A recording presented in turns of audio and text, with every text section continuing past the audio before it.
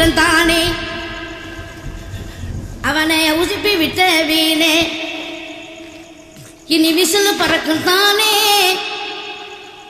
என் பேர அடி மதுரை வீரன் தானே.